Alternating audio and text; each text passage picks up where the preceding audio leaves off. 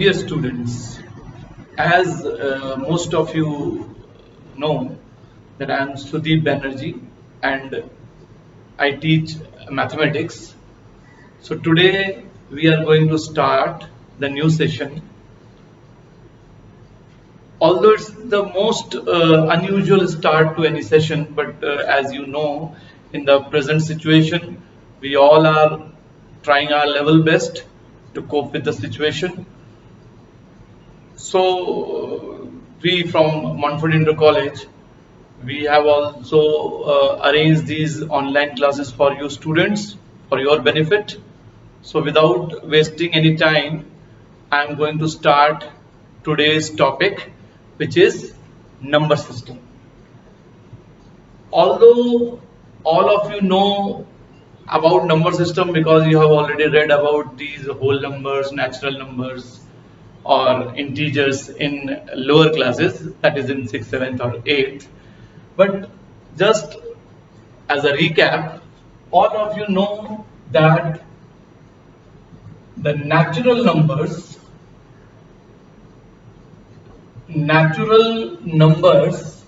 are the counting numbers. So they start from 1 and they go up to infinity. There is no maximum limit of natural numbers. So there is no, the highest natural number is not there, but the lowest or the smallest natural number is 1. So the natural numbers are, it starts from 1 and 1, 2, 3, 4, so on, and it goes to infinity. Clear? Now comes whole numbers. Whole numbers. Now, natural numbers along with 0, natural number along with 0 gives you the whole numbers. So all the natural numbers with 0 are called whole numbers. So whole numbers will be 0, 1, 2, 3, 4 and so on. Again they go up to infinity. Both the set of natural numbers and the set of whole numbers, they are infinite sets. Is it clear? Now the third type of numbers are the integers. Now the integers are all the natural numbers, their negatives and the 0. I repeat, all natural numbers, their negatives and 0 gives you the integers. So we can represent the integers in this way. Say -4, -3, -2, -1, 0, then 1, 2, 3, 4 and so on up to infinity. Okay, so the set of integers extends to plus infinity as well as minus infinity. Is it clear? These are called the integers. Okay, now all these numbers, that is the natural numbers, whole numbers, integers and the fractional numbers, decimal numbers, they all are called real numbers. So real numbers are all the natural numbers, all the whole numbers, integers, the fractional numbers, the decimal numbers, they are all real numbers. Even the rational numbers, irrational numbers, they are also real numbers. Now if they are real numbers, then what are imaginary numbers?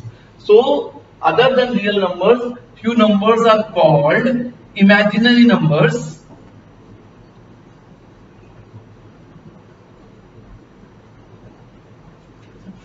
And imaginary numbers are square root of any negative number. Square root of any negative number is called imaginary number because it don't have any real value. That is why they are called imaginary numbers. Say square root of -4 or say square root of -8, anything like that. They are all imaginary numbers. Is it clear? Now, in real numbers, we have rational numbers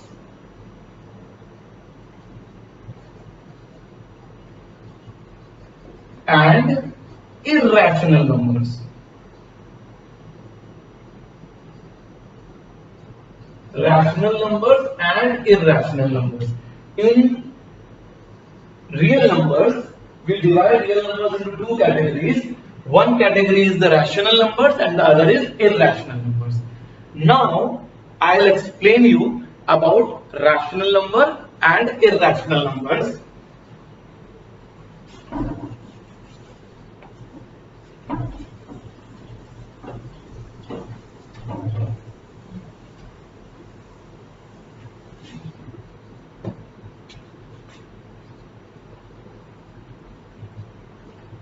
Rational numbers.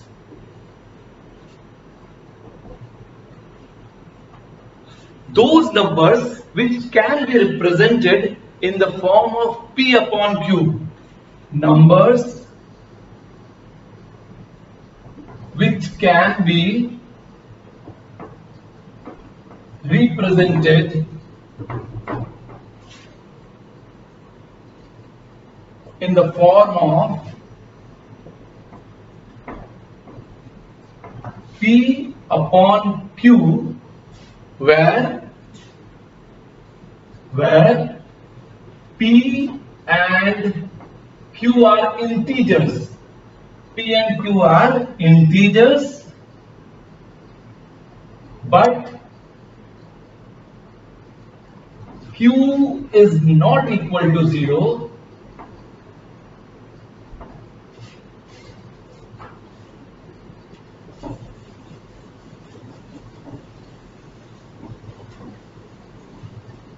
But Q is not equal to 0, then the number is called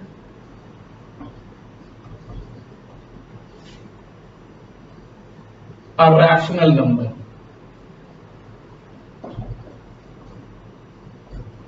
Okay, so numbers which can be represented in form of P upon Q, where P and Q are integers, but Q is not equal to 0, then the number is called a rational number. Now see, suppose I write a number 5. Now all of you know that 5 can be represented as 5 upon 1, means in the form of P upon Q, where P and Q both are integers, but the denominator, that is Q, is not equal to 0, so it is a rational number. Okay, 5 is a rational number. Now see, suppose there is a number 2.5. Now you know that 2.5 can be written as 25 upon 10.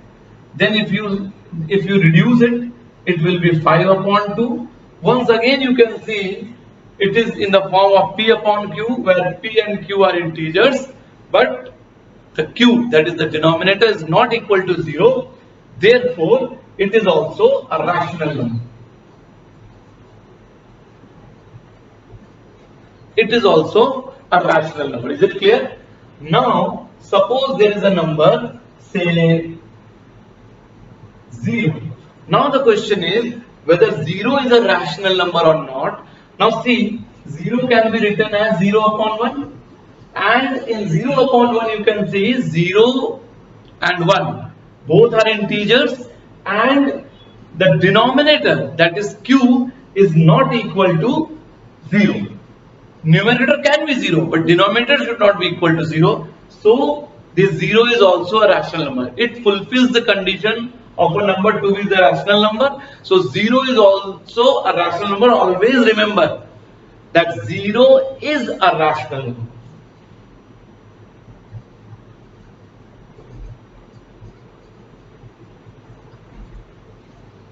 0 is a rational number. Is it clear?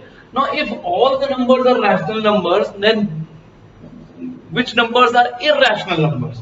So, just see, I'll show you.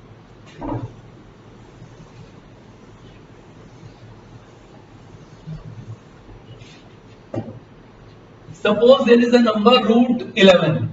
Now root 11 cannot be written in the form of P upon Q, where P and Q are integers. So root 11 will be an irrational number.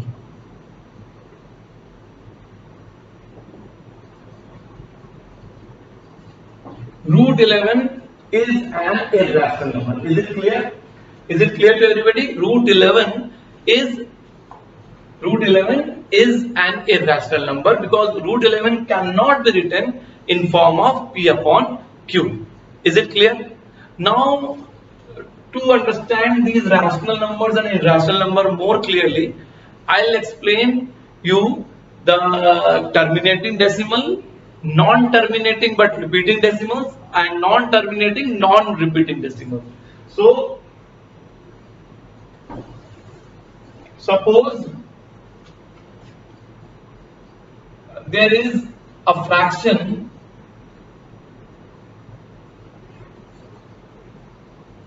(27/8).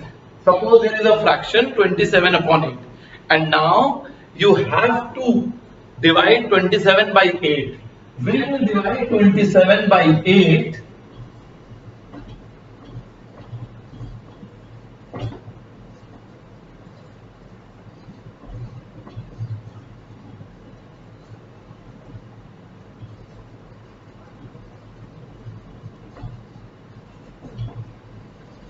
now you can see no remainder is left and the value is 3.375.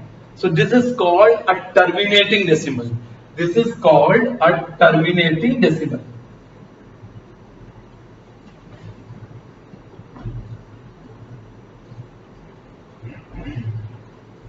(27 by 8) is a terminating decimal, and always remember all the terminating decimals, they are all rational numbers. So it is a rational number also.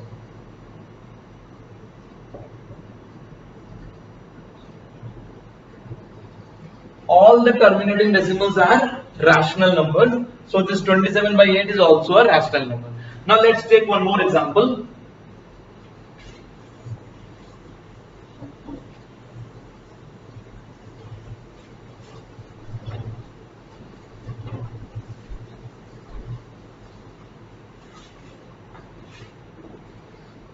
Suppose there is a number 76 upon say 15. There is a ratio 76 upon 15. Now when you divide 76 by 15,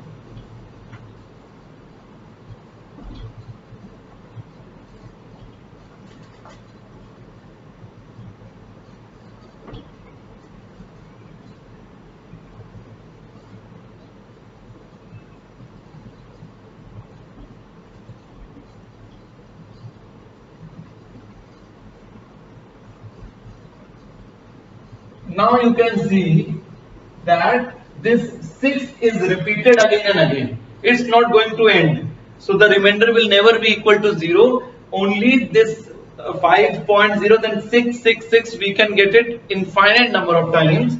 So it is equal to 5.0666, so on up to infinity. We represent it like this: 5.06 and then a small bar over 6. Which means the 6 is repeated again and again. This 6 is repeated again and again. Is it clear? Now, this is called non-terminating repeating decimal, because you can see it is not terminating. That is why it is non-terminating but repeating decimal. Clear? So, it is non-terminating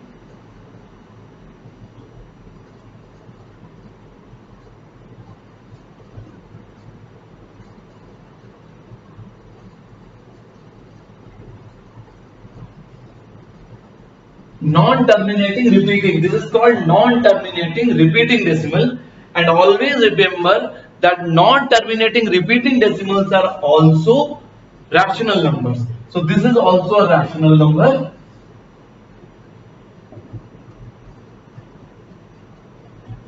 Because non-terminating repeating decimals are always rational numbers. Is it clear? Non-terminating repeating decimals are all rational numbers. Clear? Now the third example. Suppose there is a number root 3. Now when you find the value of root 3, square root of 3, you will see that the decimal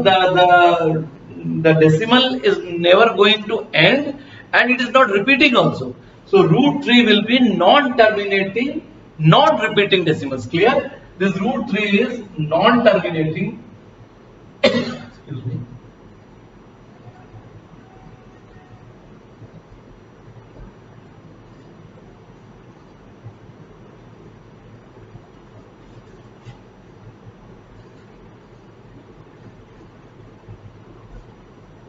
This is non-terminating, non-repeating decimal. And now non-terminating, non-repeating decimals are irrational numbers. That is why root 3 is irrational. So it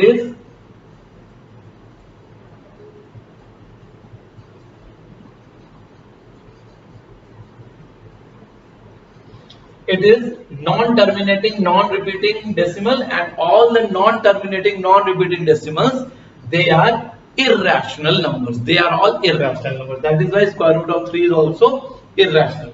Now, an interesting thing, you know pi. We know that we write pi is equal to 22 by 7. But actually pi is not exactly equal to 22 by 7, because 22 by 7 definitely it is a rational number because it is in the form of p upon q, where p and q are integers, but q is not equal to 0. But when we actually get the value of pi, we get a non-terminating, non-repeating decimal. That means the value of pi is irrational. So always remember, pi is irrational. The value of pi is irrational.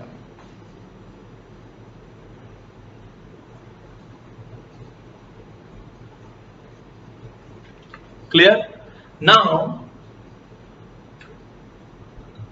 how to convert a non-terminating repeating decimal in the form p upon q? I'll give you an example. If suppose it is given a non-terminating but repeating decimal is given, so how will you convert it in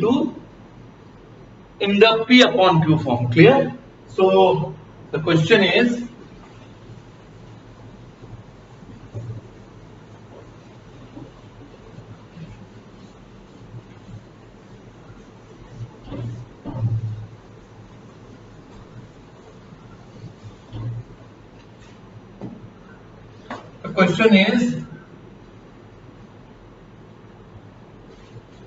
convert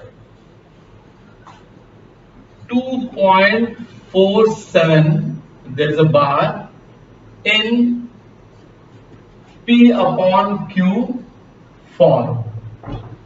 Convert 2.47 in p upon q form. Now let x is equal to 2.4, 7, 7, 7, 7, so on. That is the meaning of the bar. You know that I have already explained. Now, first of all, you have to ensure that the repeating decimal starts just after the decimal. That means we have to shift this decimal one place towards right. So you have to multiply the given equation by 10. Let this equation, this is the first equation. So multiply equation 1 by equation 1 by 10. Multiply equation 1 by 10. So it will become 10x is equal to 24.7777, so on. And now say this is the second equation. Now, as only one digit is being repeated, so we will shift the decimal one place towards right again. As only one digit is repeated, so only one place. If two digits are being repeated, then we will shift it two places, and so on. So here we will shift the decimal only one place. So again we have to multiply the equation 2 by 10. So multiply equation 2 by 10. So we will get 100x is equal to 247.7777 so on. This is equation number 3. Now from equation 3 you subtract equation 2. From third equation, below third equation, you write down the second equation and subtract it. So when you subtract, see, 100x minus 10x will give you 90x. So I'll write here 90x is equal to, and then this the decimal part in both the numbers are same, so they will be subtracted. 247 minus 24 will be 223. 223. You write 223 here, like this. You see? Is it clear? So x will be equal to 223 upon 90, and that is your answer, because you can see 223 upon 90 is in the form of p upon q. It is definitely a rational number because p and q both are integers and q is not equal to 0. Is it clear? Okay. So we will give. I'll tell you one more example. Is it clear to everybody? Now the next example is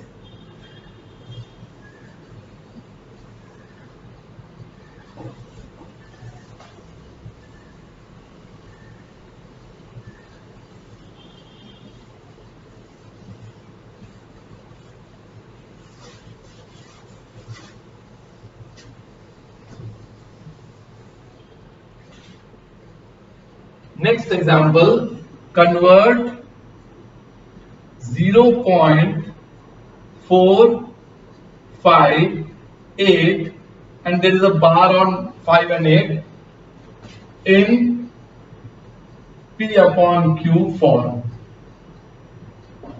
Convert 0.458 and there is a bar on 5 and 8 in P upon Q form. So as we did in the previous question, let x is equal to 0.458, 58, 58 and so on. This is equation number 1. I told you we will make the decimal just before the repeating decimal. That means we have to shift the decimal one place towards right. So we have to multiply equation 1 by 10. So multiply equation 1 by 10. So we will have 10x is equal to 4.58, 58, 58, so on. This is equation number 2.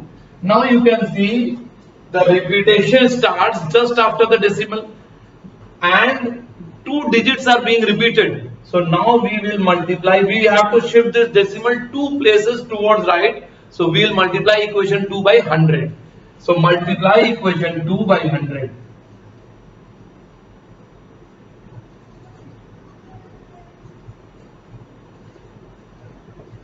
Multiply equation 2 by 100. Then we will have 1000x is equal to 458.58, 58, 58, so on. This is equation number 3. Now that from this third equation we will subtract equation 2. So you just write down the equation 2 below equation 3.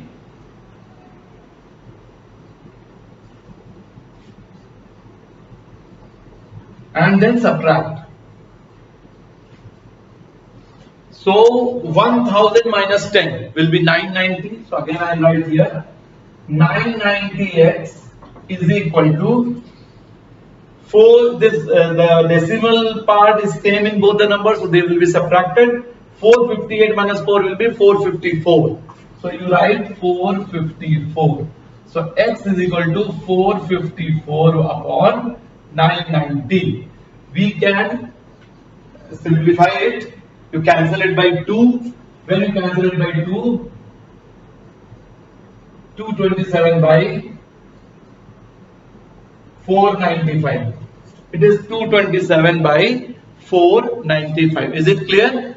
So in this way we can convert repeating decimals in P upon Q form. Is it clear? Okay. Now I have already explained about rational numbers and irrational numbers. So now we are going to do a question based on rational number or irrational number. So the question is,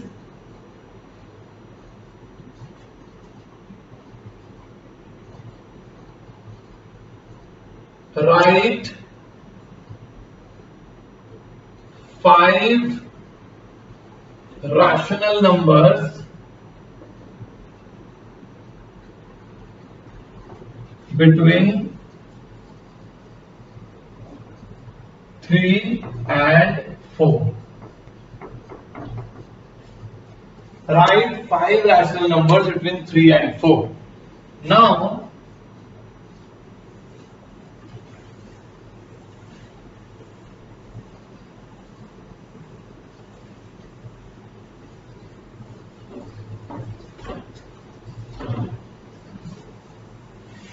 there can be 3 different methods of doing this question. First of all, as I told you, all the decimal numbers, all the fractional numbers, they are all rational numbers. So between 3 and 4, if you write 3.1, 3.2, 3.3, 3.4 and 3.5. So your answer is correct. There are 5 rational numbers between 3 and 4 we have written 5 rational numbers. Is it clear? But there are other methods also.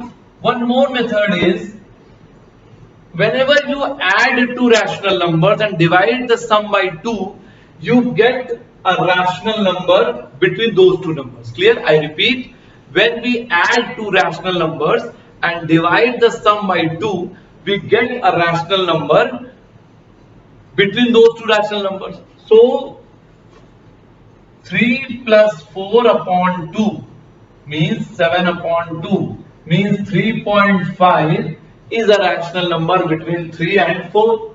Now you write one more rational number between 3 and 3.5. For that, 3 plus 3.5 upon 2, 6.5 upon 2 means 3.25. This is another rational number. Now you write another rational number between 3.5 and 4. So 3.5 plus 4 upon 2, that is 7.5 upon 2, that is 3.75. So 3.75 is another rational number between 3 and 4. Now we have written 3, but we have to write 5. So now you write between 3 and 3.25. So 3 plus 3.25 upon 2, that is 6.25 upon 2, that is 3.125. So 3.125 is another rational number between 3 and 3.25. That means it is between 3 and 4 also. Now one more is left. So we will write a rational number between 3.75 and 4. So 3.75 plus 4 upon 2 is 7.75 upon 2. So you can say it is 3.875. Is it clear? It is 3.875. Now we have got all the 5 rational numbers. So 3.125, 3.25, 3.5, 3.75, 3.875. These are 5 rational numbers between 3 and 4. So this answer is correct and this answer is also correct. Is it clear? So this is also correct answer.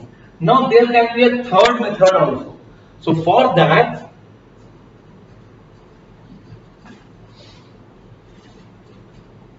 I hope these two methods you have clearly understood. And now the third method is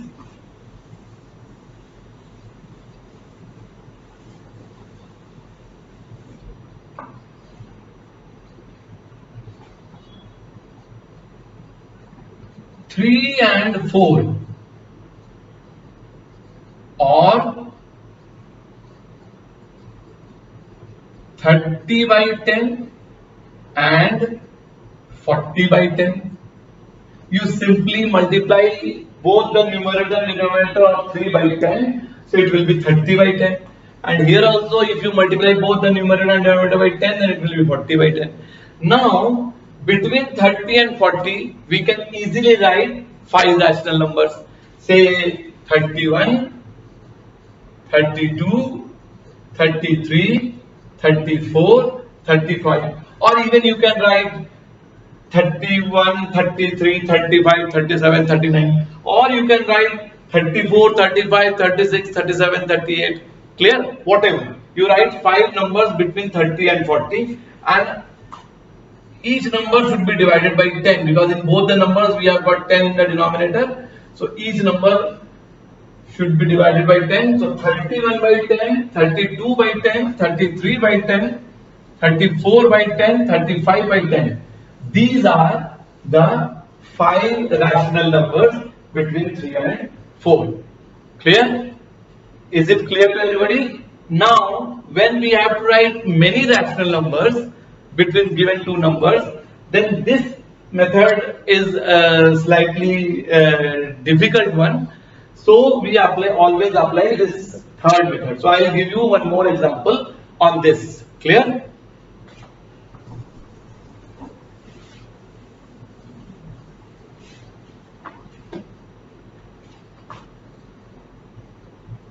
Write 10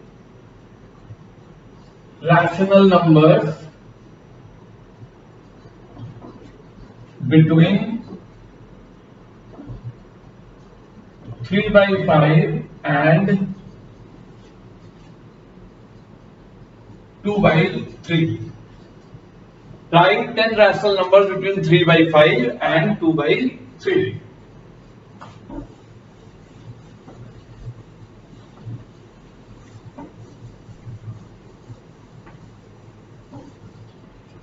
Now see,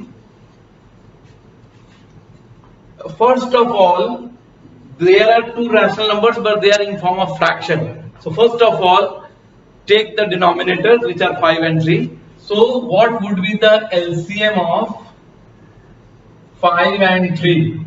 All of you know it is nothing but 15. So to make this 5 equal to 15, it should be multiplied by 3. So you multiply both the numerator and denominator by 3. So 3 into 3, 9 upon 15, and there also you write down both, you multiply both the numerator and denominator by 5, so it will be 10 by 15. But we have made both the denominator same, but it is difficult to write 10 numbers between 9 and 10. Then what we do? Now pay attention, we will multiply both numerator and denominator of the first fraction, say by 11. Say we will multiply it by 11. So 9 into 11, 15 into 11, that is 99 upon 165. Okay, and there also you multiply both the numerator and denominator by 11. So 10 into 11 upon 15 into 11, which is equal to 110 upon 165. Now you see, still the denominators are same, but the numerators are 99 and 110. And now you can easily write 10 numbers between 99 and 110, like 100, 101, 102, 103, 104, 105, 106, 107. Now how many are there? 108 and 109. You can see there are 10. Now divide each number by 165. So 100 by 165, 101 by 165 and so on. You divide all the numbers by 165. Like this.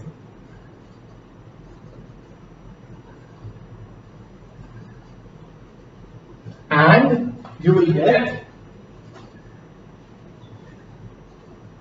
get 10 rational numbers between the given numbers 3 by 5 and 2 by 3. So this will be your answer. Is it clear? This is the answer. Okay. Is it clear to everybody? Now, how to plot or how to draw rational numbers, irrational numbers on number line. You have done how to represent rational numbers on number line in class 8 also. But now how to represent irrational numbers on number line. So that I am going to explain you.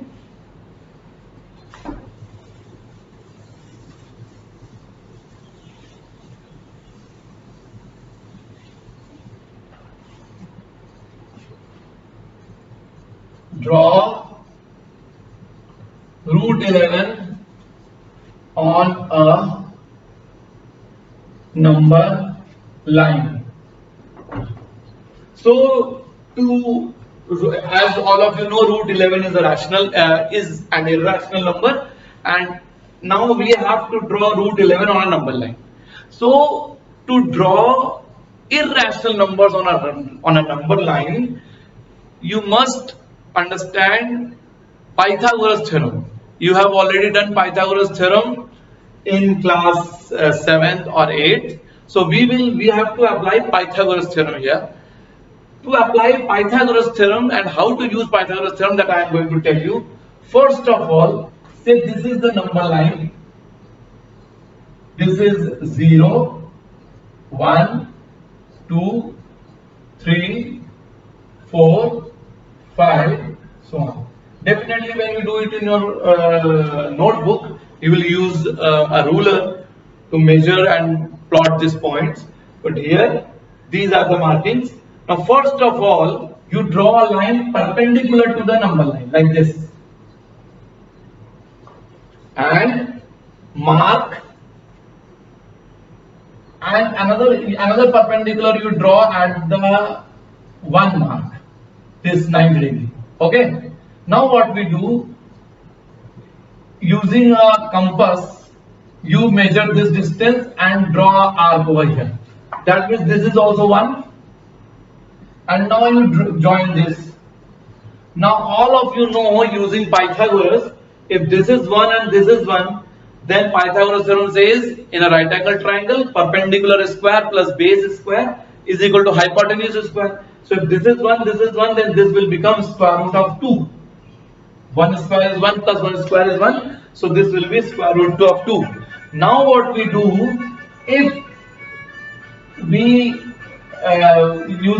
put the pin over here and pencil here, and you draw an arc like this. Now at this point you draw. So now you see this distance becomes square root of 2. This distance becomes square root of 2. Now what we do, draw another perpendicular line here, like this. Another perpendicular line here. And now you just measure, take a distance of 3 units, and keeping the pin of the compass here, you mark 3 unit distance on this perpendicular line.